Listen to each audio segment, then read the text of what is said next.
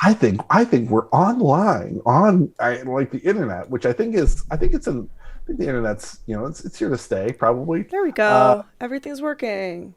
Everything's working. We're looking good. It's amazing to me that I have two angles of Ali. I'm not sure that's like. I don't need that. I don't need that behind the scenes. I don't know people's problems. But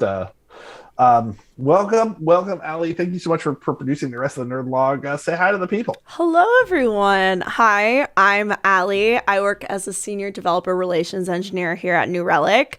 Um, and you can find me on everything, including Minecraft, at Ending with Allie. That's ENDINGWITHALI. And with Ali everywhere. Yeah, I love consistent usernames. That's the way to be. You on TikTok yet? That's my real I am question. on TikTok. I'm not making too many TikToks right now, but I have a bunch of friends who are on I go up TikTok. and down with making TikToks. I like to make a bunch in a week, and sometimes I don't make any. I just feel like my TikToks are too long of productions. So then I like spend several hours making one TikTok and I'm like, that's not how it's supposed to be done. And Yeah, I'll do these TikToks of me making food, and then my food is cold by the time I'm done with the TikTok. I'm like, this wasn't that fun. I was yeah, trying to make a sandwich. it is. I like TikTok for the culture, as some would Yeah, say. yeah, It keeps me uh, youthful. yeah, exactly. It keeps me up with what's going on in the specific hyper niche that I have created for myself on TikTok, which is entirely trans people who do Fourier mathematics is my thing. We were just That's talking about the so definition niche. of a whole. That was the question: was what is a whole? We've been working on for a while. Oh my So god. ask That's yourself, how many holes does a T-shirt have? oh yeah. No, I don't want to think about that. My brain's too smooth right now. It definitely like every time I always the first time like one of these like math things come up on my TikTok, I'm like, I can't deal with this. I can't do this. And then I see next week, oh, okay, Oh all my right. I guess I god. accept that. Yeah, You that's see that TikTok that somebody arguing about how many holes a straw has? yes. I don't remember what the outcome was, but I love the argument of whether water is wet. Yeah, it's like our fish wet. Our fish wet. I well, when I grab my fish it is wet, therefore fish are wet. So we're not talking about random internet stuff today. We're talking a little bit about getting into InfoSec. Yeah. If you got a chance so this is kind of a topic near and dear to my heart because I came up a little earlier, and sort of when I did, of course, like security stuff was the first stuff that I was interested in. I was out there picking locks and figuring out Wi-Fi passwords and all that fun stuff. The community was very different at that time. So in the early 2000s, and this is still very, very prevalent to this day. You had kind of, I don't know what to say. Culturally, you had the worst of the worst in technology were working in security, right? Like, you had multiple interactions. This is a bummer note to start with, but I'll say it.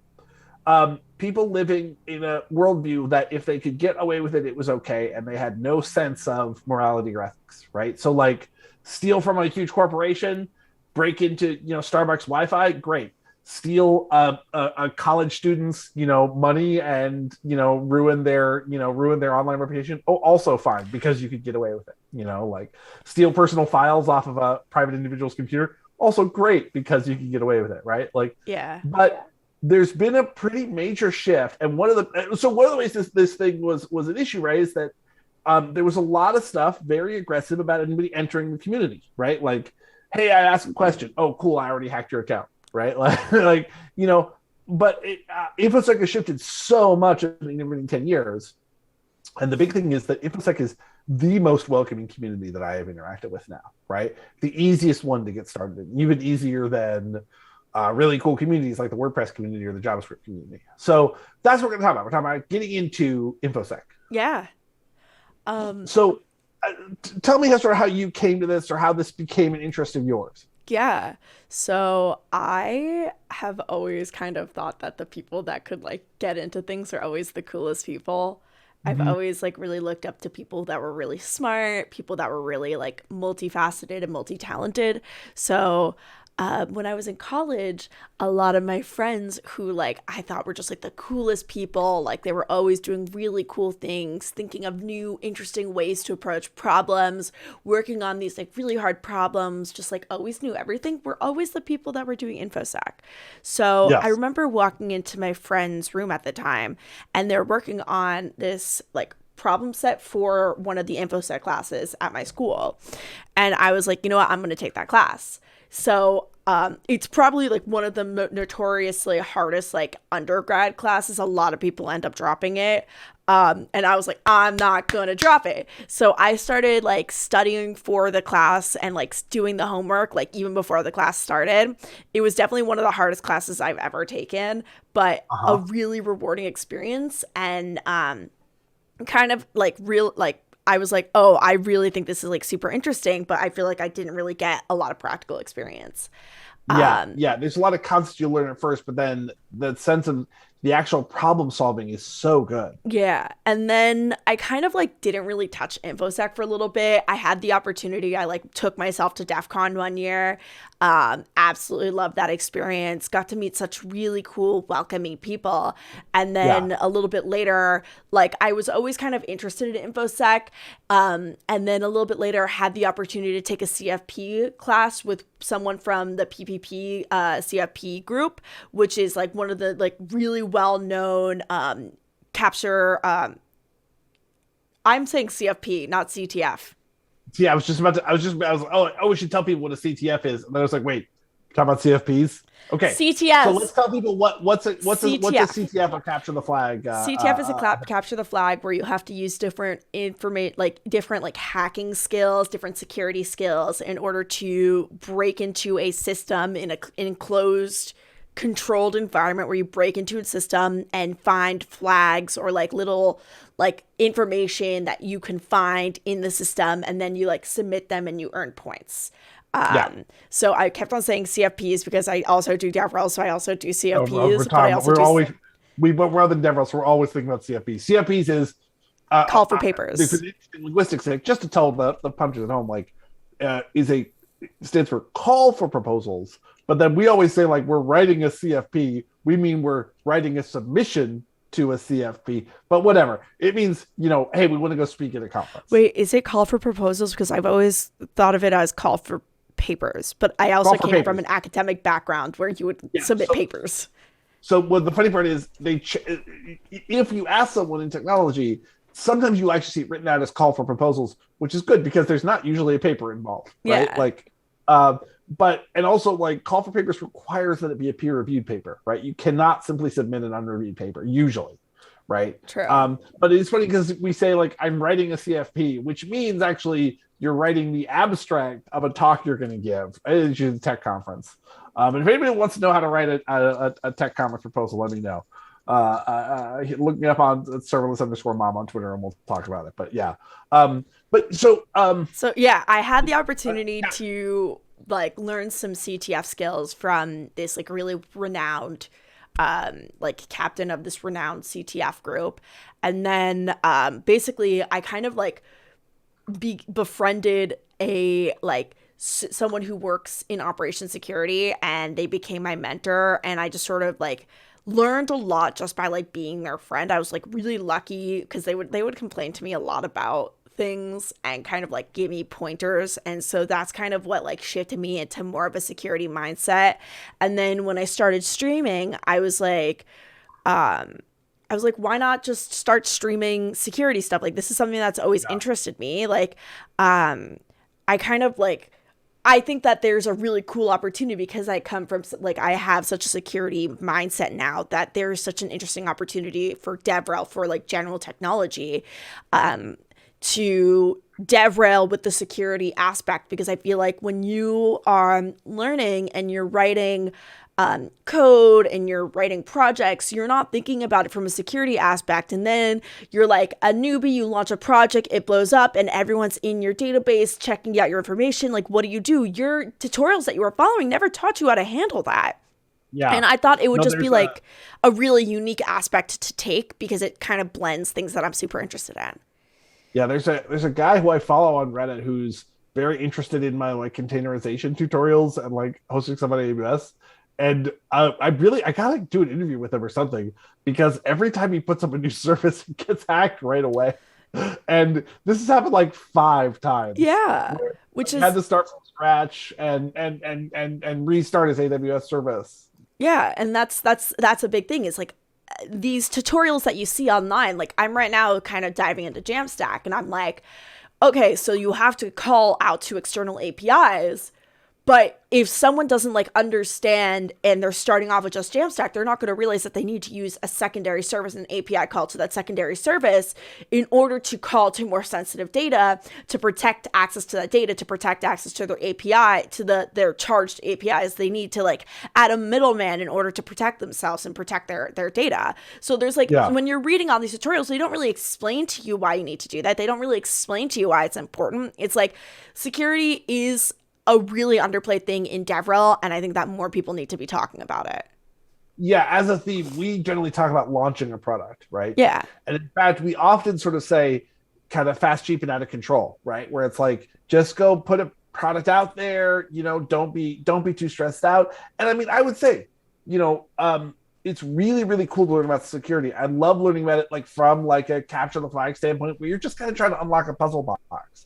Sitting down and criticizing someone's hackathon project is like this has poor security is like, come on, right? Like I was working at a hardware hackathon and someone came over, they're like, oh, you really got to worry about gear backlash here and gear backlash there. And it's like, okay, I'm just making a demo project here, right?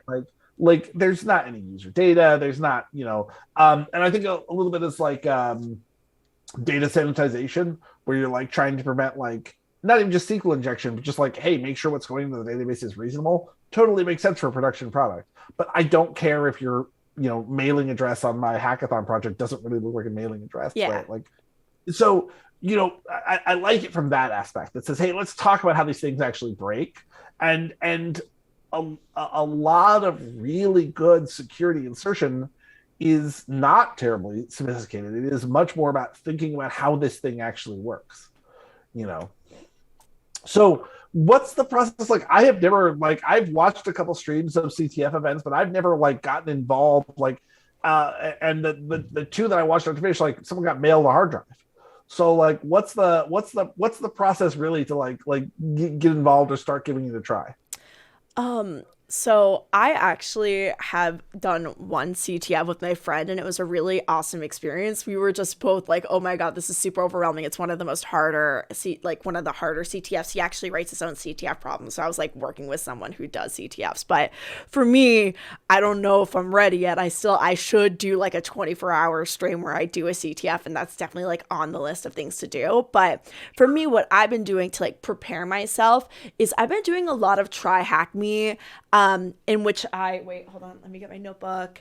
I live stream me going through and working through different problems and learning about different parts of security in order to be prepared and know what tools, because security is not just a one-stop shop. You can't just be I'm going to learn security and that's it. What kind of security, what kind of information, what kind of tactics do you want to protect against? Do you want to focus on cryptography? Do you want to focus on securing the backend? Do you want to focus on there's so many different parts, network security. There's so many different parts. So what I end up doing is I'm kind of touching on everything right now just to get a good feeling.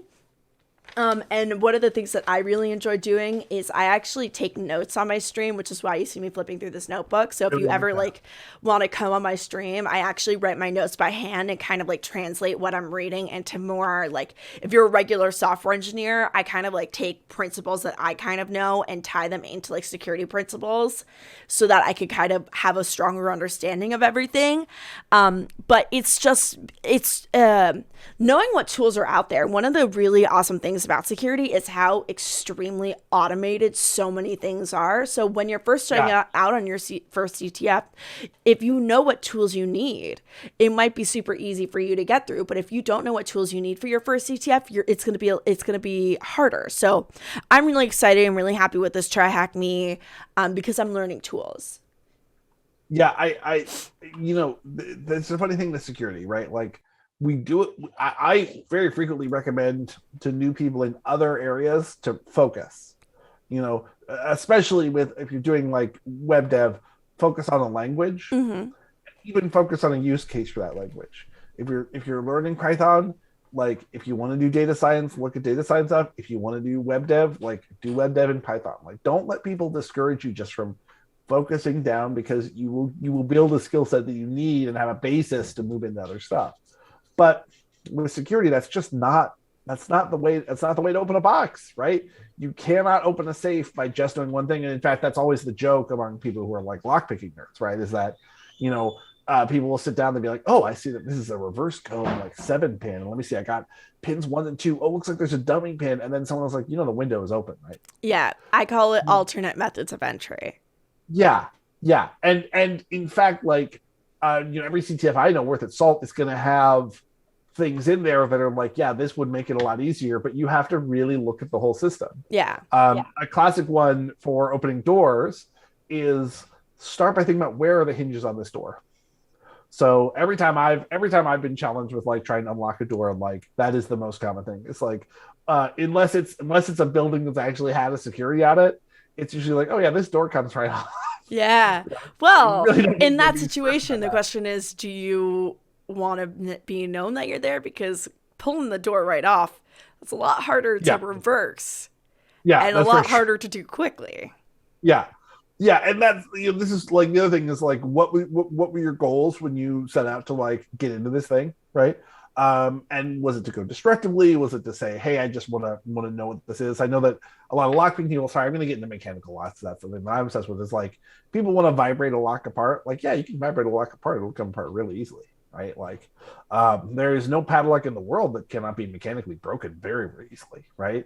But, obviously, like, if you use a more subtle approach, you get to put the thing back together afterwards. Right? Yeah.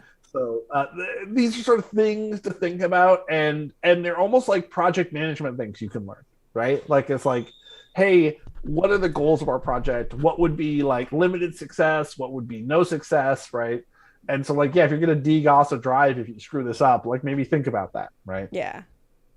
I like trying to think now as like I'm learning more skills, like what's something I want to do. I think one of the things that's kind of stopping me from like taking my skills to the next level is understanding the legislature around hacking skills, because if you're going to start getting into CTFs, you do learn some skills that technically could put you in very questionable legal situations. If you're learning like, hey, here's how to break certain cryptography systems, like that can be not great if you're distributing knowledge about it. Yeah. The classic one that I've always gotten, especially as I was doing my like Kali Linux course, is like anytime someone's like talking to you about like hack backing and stuff, like, hey, someone got into our system, can you find out who they are? Can you get information from them? It's like, don't even start. Don't even start down that road, right? Like that's usually the classic. At least one place to start is like, yeah, like trying to harden your own systems and trying to like get into a system that is you have in a nice container and it's supposed to be messed with, great. But if it's like, oh yeah, let's look into how the networking between like AWS services works and see if I can send an expected request, like maybe not. Yeah, Maybe and not. if trying to find vulnerabilities in real world projects are something that you're super interested in doing, I would definitely check out I believe it is Bug Crowd. Oh my god. Why am I blanking out on this? I believe it's Bug Crowd for bug bounties. It is Bug Crowd for bug bounties. Bug Crowd for bug bounties. I didn't want to embarrass myself there for a second. I didn't think about this ahead of time. I went on it too. Yeah, definitely check out Bug Crowd for bug bounties, because they should, if they don't have this, that's surprising, but hopefully they have information and context about how to securely go forth and infiltrate real systems and not do it in a way that will get you in legal trouble. Because Yeah. this technically, there are laws around this. One of my first teachers, I have a silly story, and I'll tell the story like to the end of time. So my first teacher in information security, the one that I took in college, it was like his first year teaching the course, and or like his first year in a long time teaching the course. He didn't really teach the course, and so I remember reading the article, like the first like homework article, because we had to do a lot of like paper reading, a lot of like scientific paper reading for the course. And so I remember reading it and like being like, oh yeah, like this person circled the name, highlighted whatever. I walk into the course the first day, it's like the guy from my paper, and I'm like, that's you. So I go up to him after the first time, because if you're in college right now, huge bonus, huge pro tip, go to the professor, introduce yourself. I will preach that to the end of the day, because it always, like, it's a huge game changer. But I go up to him and I'm like, hi, my name is Allie. Like, I'm super excited to be taking this course. I was just wondering, I started reading the first article ahead of time. Like, wasn't that you in the article? And he was like, yeah, I was really dumb back then. And then just turned away, and he like hated me forever. I remember going to his office hours and being like, hi again, it's me. Like, I'm really nervous about this course. Like, I was wondering if you have any like pointers or anything that could help me. And he's like, go to office hours. Absolutely nothing else. He hated me. Wow. I was like, you left that article in there. If you did not expect someone to come up and ask you about it, you should not have left it in there. Yeah. Come on now. Right? It's on you. Yeah. But yeah, no, just going around looking for vulnerabilities in any random thing is not a great idea. Yeah. Right?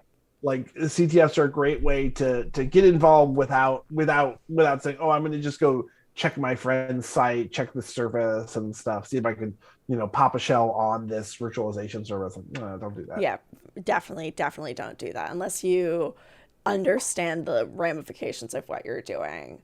I mean, the nice thing with containerization now is that it is very easy to, mess with very big, interesting systems that are totally virtual and totally inside your control. Yeah. And so you're not attacking anybody else's system to look at them. And also, like, if you want to try stuff like altering proc files or altering other system files, right, you can just start over if you mess something up. Yeah.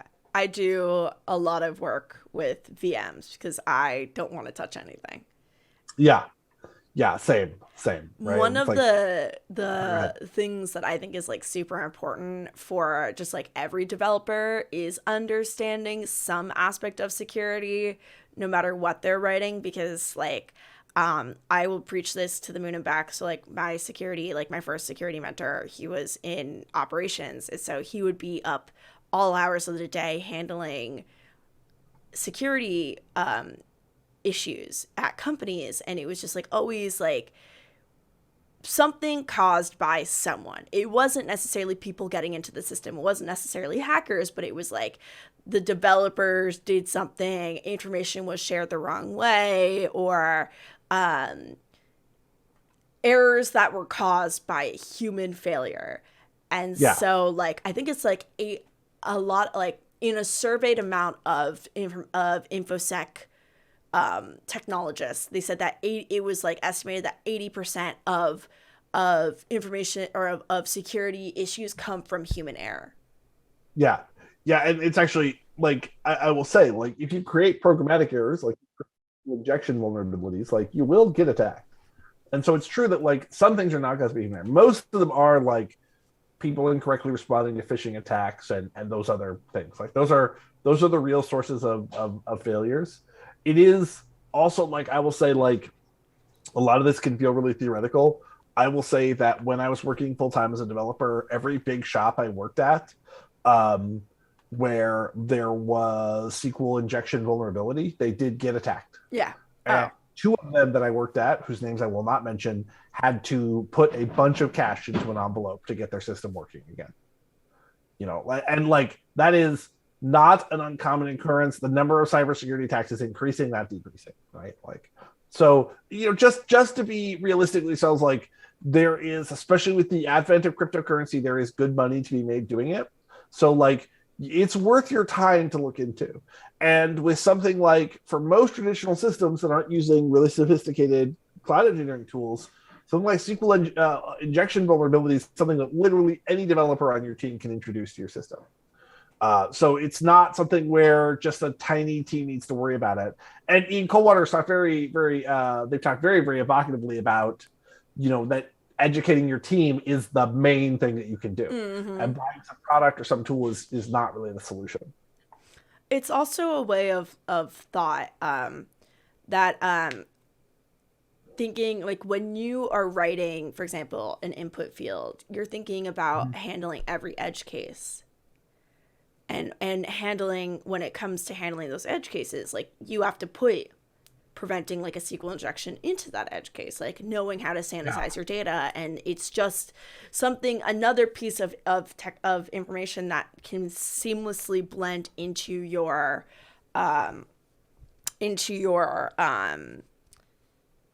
toolbox. Like process. Yeah. I also just got lipstick on my sweatshirt, so I keep rubbing it. Real. That's real. We've all been there. Literally everyone watching this video has been there. So what would you recommend for somebody who wants to get started today and wants to try like learning a little bit about security? What's a good entry point, do you feel like? Yeah, I mean, again, I think Try Hack Me is awesome. It's free. I could preach it to the moon and back, because also the team has been extremely nice to me. Like, I remember when I was doing the first Try Hack Me room and I like tweeted I was doing it on stream, like literally like 3 employees and one of the founders was like in my Twitch stream talking to me.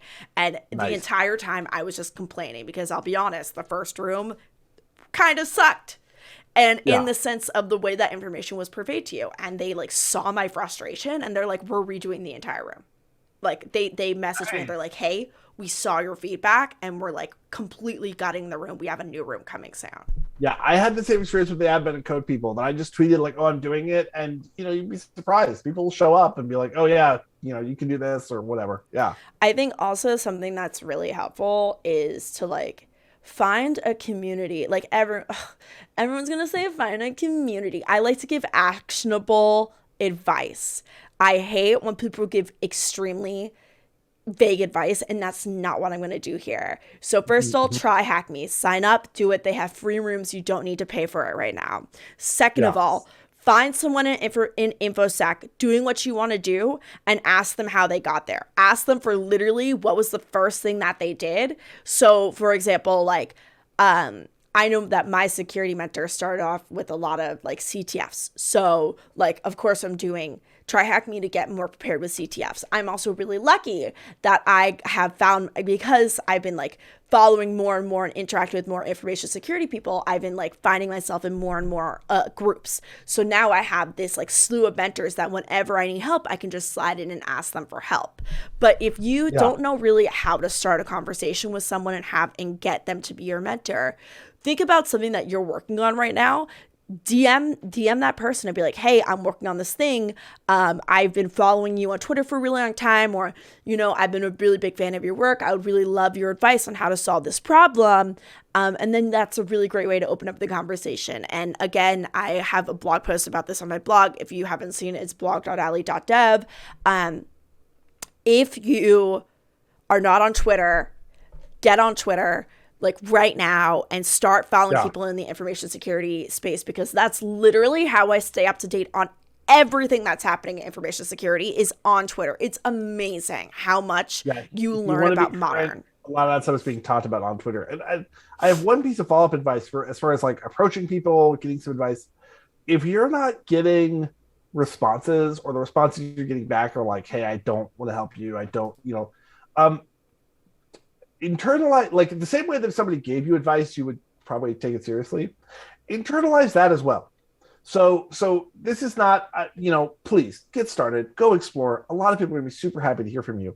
If somebody's like crazy not happy to hear from you, if they're not excited to like talk to you about this, go and think back about your approach, right? Like a really good piece of advice there is be working on something. Say, hey, I got this all the way to 80%. Do you have advice about the last 20%? A fantastic way to come talk to someone. If you're like, oh boy, everybody I talk to about this is like, fuck off, right? uh, take a minute and think about that. And it's not like you need to think, oh, I'm terrible, but just like, hey, how am I in the wrong community? Am I following the wrong people? Am I taking the wrong advice? Right.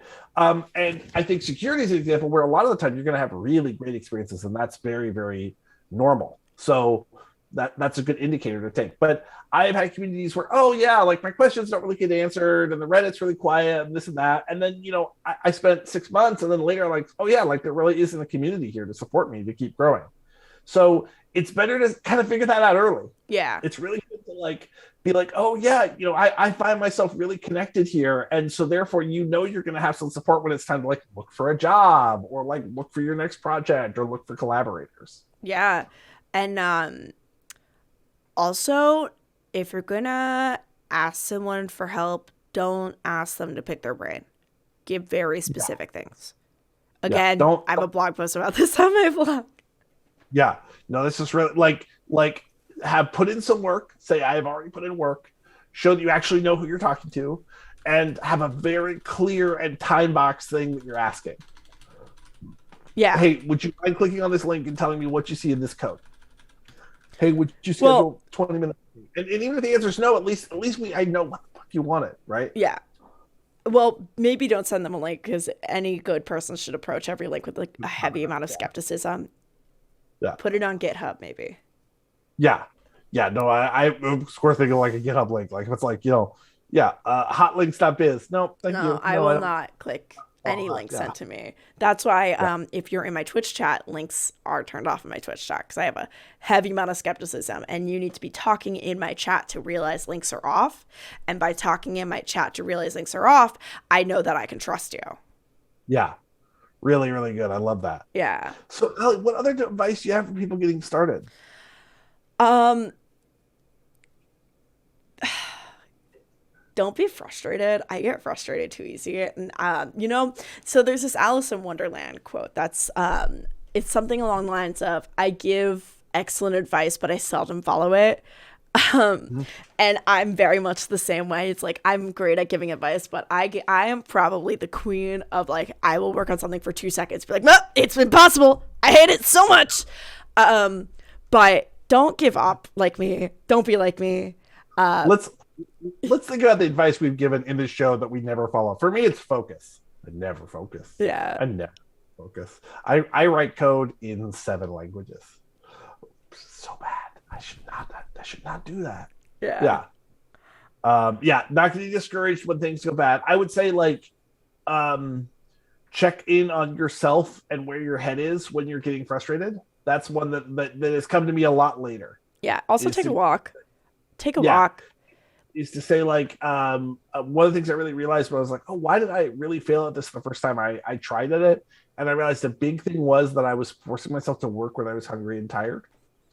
And that just made like, you end up sitting there at your machine for 6 hours beating yourself up when, a nap or a bite to eat would have just, you've been totally ready to do this. 100%. And remember that like collaboration is such a big thing, and you might feel really alone, but I promise you there's someone in your network who can definitely want to collaborate with you. And a frequent response you're going to get when you ask for that help is, oh yeah, that challenge is messed up. Like I was working one of the Advent of Code things. I was so glad I had one of the organizers in there. I got to this one. I was like, there must be a clever way to do this. It was like, I was decomposing this big long string. And it was like, oh my gosh, I have to write like a pattern and a pattern and a pattern and a pattern and a pattern to make this into an object. And, the creator of these challenges or one of the editors of the challenges was like, oh yeah, no, that one is just really, really tedious. Yeah. And so I didn't beat myself like, oh, I didn't come up with a clever solution, nor did I really waste time on it. I was able to just like, and I don't know, half the time when you're thinking, oh, I'm not smart enough or knowledgeable enough to meet this challenge, it's actually like, yeah, this challenge is kind of, you're set up to fail here. Like the documentation is bad, the API documentation is inaccurate or something. And just getting some advice will just make that so much easier. 100%. And like, don't be afraid to like give up. I think that's like, yeah, totally a reasonable thing. I give up all the time. It's a thing we talk about a lot in cards. It's like, you encourage people to like, try new stuff and experiment and find stuff out. But like, if you sit down and play cards with someone, you need to know when to get out of bad situations, right? Yeah. And exposing yourself just to success stories and, oh, this person did great at this and they did great at that. Like, well, you're making it seem in your mind like every bet you take is going to win, and that means you never know when to get out. I see a lot of content people stuck there. I see a lot of people who are like, it's been 5 years and each of my videos gets 20 views. Allie, come on. We both work in DevRel. We both collect a paycheck for doing our content. No, neither of us would this be a fair accusation?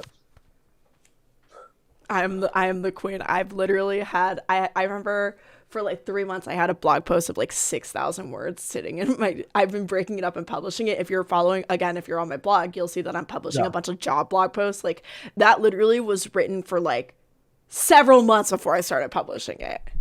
Yeah. But I mean, I think like, okay, yes, it's true that this can be a thing that we experience where, and I actually, before I was at New Relic, I was pursuing Twitch streaming and just was never seeing like the response that was necessary. And I was like stressing myself out every week. And in retrospect, I wasn't like, oh, I was packaging this wrong. It was like, I should have just looked at the metrics 6 weeks in and said, no, let's do something else. Yeah. And now, I see a lot of that in content. And these days, like, I'm very cognizant for that, where I'm like, hey, we don't just kind of do things to do things, or we can't do everything. So we need to have some awareness to say, this one didn't work out. So let's talk about when we're going to know that something's a failure, for example. Yeah. And that, I think a little bit of consciousness of that is helpful. Definitely. Also, just like a personal thing, like I am a huge proponent of therapy. If you can go to therapy, go to therapy. It's great. I'm not saying this about InfoSec, but I'm just saying in general, just go to therapy. It's great. Yeah. I love it. Yeah. I love therapy. No, that's fair. Yeah. I'll tell this to everyone. There's a lot of stuff where I'm like, hey, what changed about this? And this situation is like, I was getting better therapy after this point and, was working on myself, but that's the difference. And like nothing changed about the situation or the feedback or whatever, but it's like, wow, that's me. Yeah. Oh my God. All right. Well, this has been a really fun segment. It's real. This is real stuff. I love it. Yeah. Along with promoting various packaged beverage companies, is there other stuff that we want to plug? We want people to check out. This will be going up next week onto YouTube, where we get the many views of stuff we want people to do. Yeah. So actually, if you're not already following the New Relic channel, twitch.tv/new_relic, follow here, because you're going to see me and my beautiful face, as well as my amazing other team members here almost every day that there is not a nerd log. So definitely come check it out. I think even we might be doing it on the same day as nerd log. I don't know. Don't quote me on that. Maybe not. I think usually Thursday, like later Thursday, we do something else on the channel. Yeah. So like if you're not following it, we're going to be hitting it hard on the New Relic channel. So please come follow us here. Follow me on Twitter. That's where I vomit the utmost darkest corners of my brain into the internet, and you'll get to see the weird things that I think of on Twitter. And that's like kind of where I just hustle and have the most fun and am the most weird on there. I call it curate. I'm a chaos curator on Twitter. That's me. And then finally, yeah, if you're not using New Relic, try newrelic.com. Come check us out. It's really cool. I'm really happy here. I'm very lucky for the opportunity and have found so much support with New Relic. So if you're not using New Relic, I will find you. Yeah, give it a try. I will literally find you. All right. Well, thank you so much, everybody, for coming out. We'll go ahead and check out the other videos on YouTube, and do come check us out on Thursdays for the Nerd Log. There's gonna be wait. There's gonna be one here and one over here. And if you're not subscribed to the Nerd Log channel, if you're not subscribed to New Relic, smash the subscribe button down below. Be sure to leave a comment, a like, and share it with your friends. If you have any questions, feel free to DM serverless_mom on Twitter, or reach out to the New Relic account on Twitter. We're super active there. So we will see you on the next episode of Nerdlog. Thank you. I know I'm a great YouTube host. Check out Serverless Mom on TikTok. watch me cook eggs, connect electrical systems, and talk about code projects. Yeah. Bye, everybody. Bye. Thank you.